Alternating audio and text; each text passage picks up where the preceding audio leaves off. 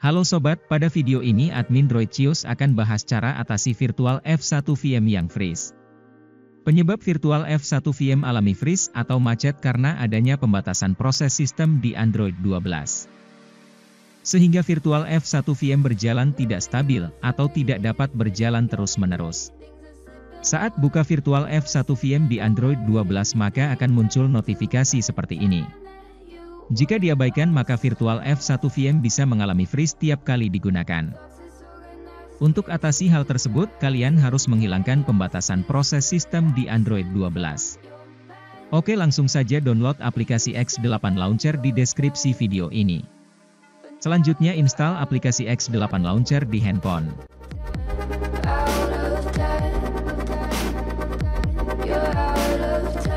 Aktifkan Wi-Fi di handphone.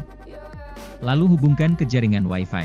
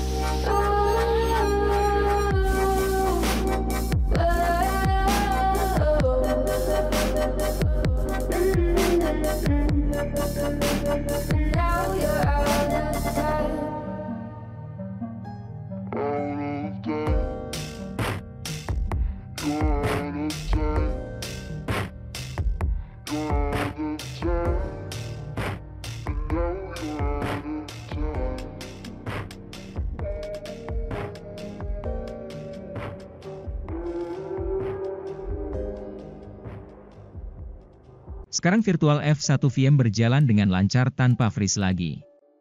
X8 Launcher hanya perlu diaktifkan sekali dan tidak perlu memperhatikan lagi status aktivasinya.